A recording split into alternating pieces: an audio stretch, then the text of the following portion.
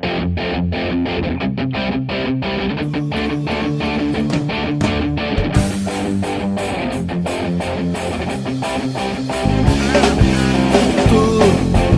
has venido a la orilla, no has buscado ni a sabios ni a ricos, tan solo quieres que yo te siga. Tú sabes bien lo que tengo en mi barca, no hay oro ni espadas, tan solo redes y mi trabajo.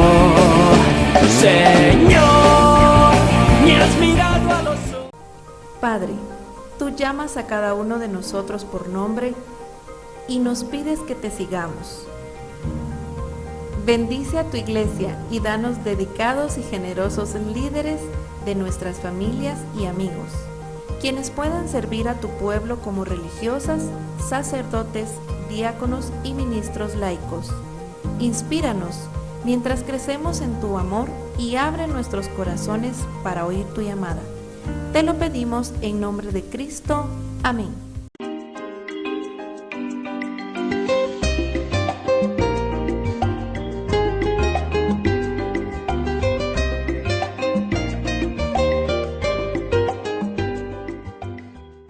Queridos amigos, bienvenidos a su programa Echando en las Redes. Un domingo más que tenemos la bendición de estar aquí contigo en casa. Así es que por favor, quédate en sintonía. Hoy tenemos un tema muy importante que se trata de Con la mirada puesta en Jesús. Démosle la bienvenida a Padre Robertson Rodríguez en el segmento El Rostro de la Palabra.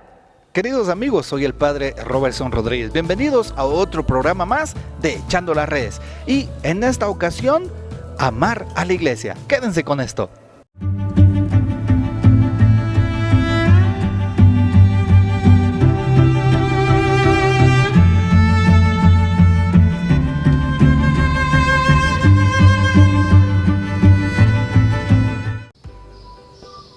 Que Dios les bendiga de nuevo, estoy con ustedes, el Padre Robertson Rodríguez. Y justo estamos con el tema Con la mirada puesta en Jesús, aquí en su canal arquidiocesano. Y aquí dentro de este segmento, El Rostro de la Palabra, queremos escuchar lo que Dios tiene para nosotros. El Salmo 34, versículo 6 nos dice lo siguiente: He aquí los que miran hacia Él refulgirán, no habrá sonrojo en su semblante. Qué importante lo que dice el Salmo. Los que miran hacia Él refulgirán, no habrá sonrojo en su semblante. Hay que poner firme la mirada en Dios, hay que poner firme la fe en las manos de nuestro Señor Jesucristo. Hoy también la invitación a que cada uno de los que sintonizamos el canal y este programa podamos centrar nuestra mirada ¿en quién? En Jesús. Algo importante y que me llama poderosamente la atención, hablando de la palabra un poquito más. San Mateo capítulo 14 versículo 22, Mateo 14, 22, nos recuerda una escena donde Jesús tiene mucha gente, la despide, le dice a sus apóstoles: vayan, pasen al otro lado del mar de Galilea. Empiezan por la tarde a navegar, se da la madrugada, Jesús sube al monte después de despedir a la gente a orar, luego baja. Es ya de madrugada, pero como van en contra del viento, por eso no avanzan tanto, ya van dentro. Jesús va hacia ellos caminando y se sorprenden: es un fantasma. Y Jesús les dice: no teman, soy yo, a la distancia. Pedro toma la palabra y le dice: si en verdad eres tu maestro, manda que vaya a ti. Y Jesús le dice: ven, Pedro. Pedro empieza a caminar sobre el agua, fija su mirada en el Señor. Y cuando siente el viento, las olas grandes, empieza a dudar, baja la mirada de Jesús, centra su mirada en la realidad que está sucediendo y todo es un desastre porque Pedro se hunde. Claro, Jesús con amor lo toma de la mano. Y algo impresionante, porque aquí me llama la atención en el tema de la mirada. Estamos hablando en este tema, la mirada puesta en Jesús, con la mirada puesta en Jesús, el tema de esta semana. Como Pedro, Santiago, Andrés, Juan, ¿sí?, eran expertos en natación. Y en este texto de San Mateo capítulo 14, 22, ¿cómo es posible que un experto en natación se esté hundiendo y tenga miedo? Si toda la noche pasaba pescando en el mismo lugar, en el mar de Galilea. Entonces aquí uno dice, ¿qué pasó? Y en realidad es nuestra fe. En realidad el autor sagrado se está refiriendo a la fe de Pedro, una fe en obscuridad, una fe en zozobra, una fe impetuosa con el viento, una fe que se achicopala, que se doblega delante de las circunstancias de esta vida. Pero tomamos en cuenta que Jesús nos toma de la mano, que Jesús está con nosotros. No debemos de perder entonces la mirada en el Señor. Si tú eres un padre o madre de familia y pierdes la mirada en el Señor, vas a perderte en tus quehaceres, en tus dificultades. Y por eso hoy hagamos la reflexión de aquellas cosas que nos hacen perder la mirada en Jesús. Así es. El texto bíblico nos invita a poder tener siempre presente a Dios, tener siempre presente a Jesús. ¿Estás teniendo presente a Jesús en tu vida? En tu vida de casado, de casada, en tu vida de soltero, en tu vida de joven, en tu vida de niño, en tu vida de servidor para la iglesia, en tu vida sacerdotal o religiosa, en tu vida consagrada o misionera. ¿Estás teniendo presente a Jesús? ¿Has perdido la mirada en Él? Cuando uno pierde la mirada, pierde el rumbo. Es como un navegante, siempre lleva su brújula para dejarse guiar y acompañar. Si pierdes la mirada en Jesús, estás perdiendo la brújula en el mar de la vida y no sabes hacia dónde navegas. Por eso es importante siempre poner la mirada en Jesús. ¿Y qué significa poner la mirada en Jesús? Es estar viendo siempre el Santísimo todos los días, o pasar viendo siempre el crucifijo cada día, o siempre cargar mi cadenita y quedármele viendo. No, en realidad no. Poner la mirada en Jesús es actuar como Jesús, es escuchar la palabra. Poner la mirada en Jesús es actuar movido por la compasión. Eso es poner la mirada en Jesús. Poner la mirada en Jesús es actuar movido por la justicia. Recuerda las obras de las bienaventuranzas y las obras de misericordia. Capítulo 5 de San Mateo, las bienaventuranzas. Capítulo 25 de San Mateo, las obras de misericordia. Bienaventurados los limpios de corazón. Eso es poner la mirada en Jesús. Tener limpieza y pureza de corazón, de alma y cuerpo. Un joven, hoy la sociedad te reta a que tú estés siempre buscando lo efímero, buscando el pansexualismo. Poner la mirada en Jesús es actuar como Jesús quiere y no perder esa mirada. Y aunque estés contrario a la sociedad, aunque nades contracorriente, Dios siempre te verá.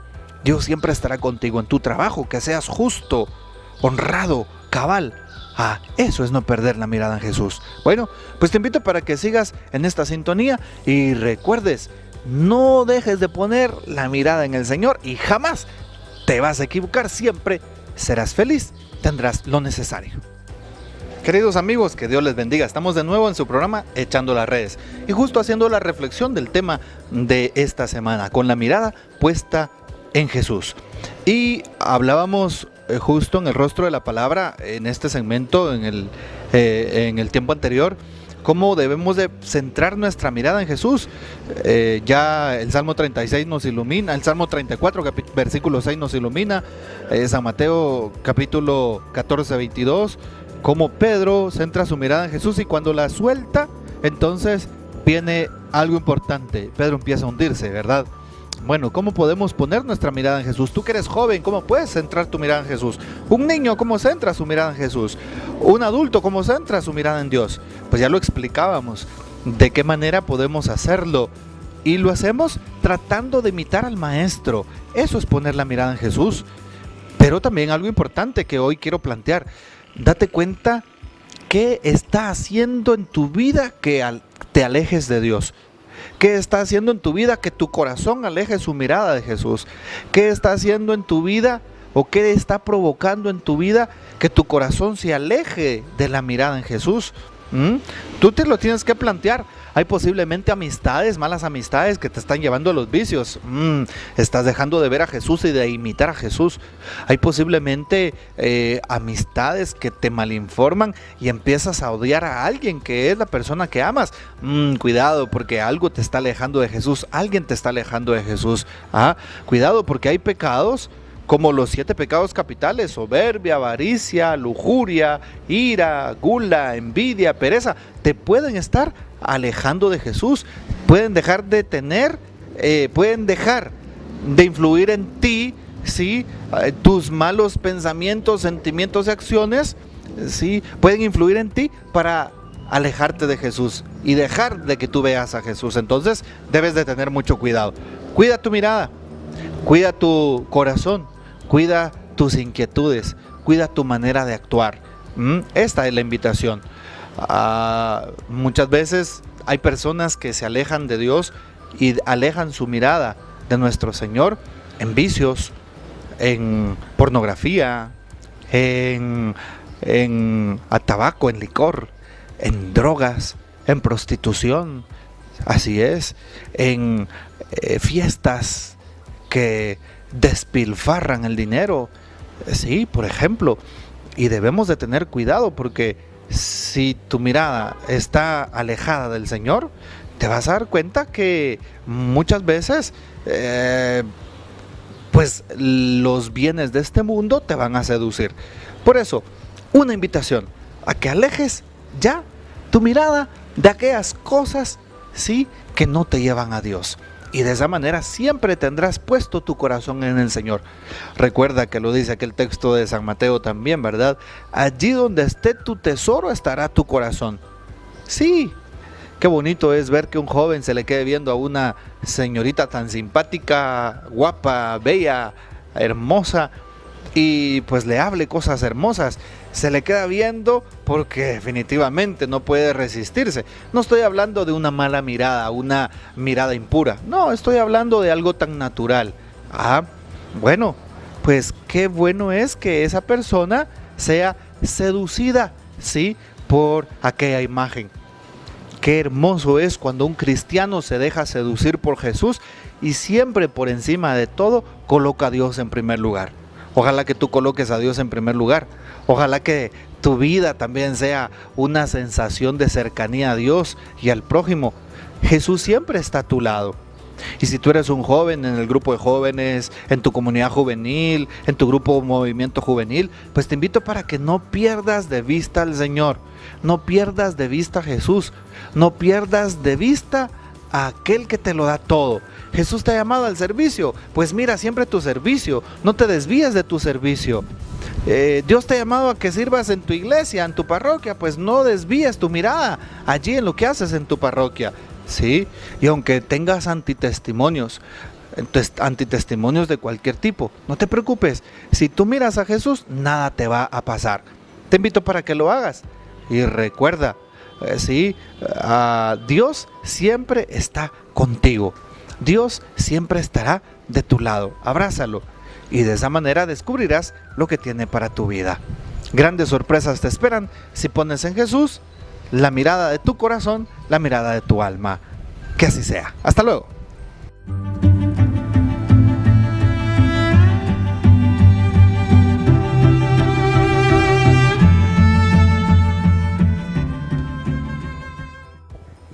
Amigos, estamos en su espacio de Brújula, un espacio en donde se dan los fundamentos de la vida de los santos, la vida de la iglesia, la vida que nos quiere llevar hacia Jesús para no perder el rumbo, para no perder el norte de nuestra fe.